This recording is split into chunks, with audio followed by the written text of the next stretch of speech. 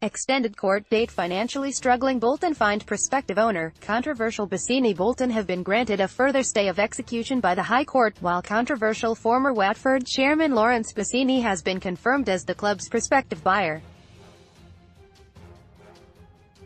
The Sky Bet Championship outfit were back in court on Wednesday facing a winding-up petition over an unpaid tax bill, but the case has been adjourned until May 8 to allow the proposed sale of the club to proceed.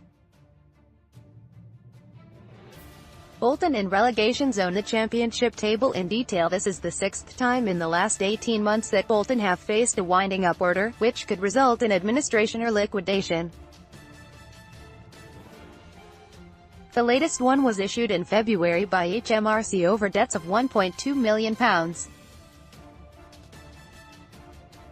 Current owner Ken Anderson had refused to name the prospective buyer, but on Wednesday it was revealed to be Bassini. The club's barrister Hilary Stonefrost told the court the prospective purchaser is here. She added that Bassini, whose controversial tenure at Vicarage Road lasted only 13 months, has proof of funds. Bassini declined to comment before he was driven away from the court in a white Rolls-Royce.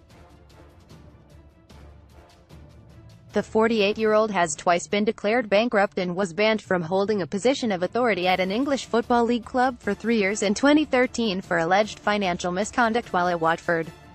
He told The Telegraph he had been unfairly maligned, saying, "Very shortly, I'm going to be naming and shaming and producing. That has taken me 6 years, the evidence to show how dishonest people were and how I was made to be a scapegoat." Bolton were given 2 weeks to settle their debts at an initial hearing on March 20, with Anderson claiming a buyer was lined up. It has been a hugely troubled month for the Championship club, who are 5 points adrift of safety and facing relegation even without a possible points deduction. Last month their match against Millwall was in doubt because of safety concerns after staff, including stewards and turnstile operators, were not paid their February wages on time. That match did go ahead, but on Tuesday it was announced that Bolton will have to play their next 2 home games behind closed doors after the club's safety advisory group decided they could not guarantee fans at the University of Bolton Stadium would be safe. The safety group, which is comprised of representatives of the local council, police, and emergency services, informed the EFL on Tuesday that it had placed a prohibition notice on the club under the Safety of Sports Grounds Act 1975. The notice covers this Saturday's match against Ipswich and Tuesday's clash with Middlesbrough.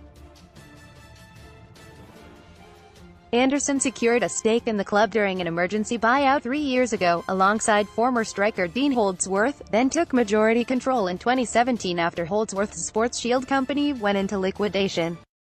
Bolton's players have been on a 48-hour strike this week, with wages again not paid on time, drawing criticism from Anderson in a statement.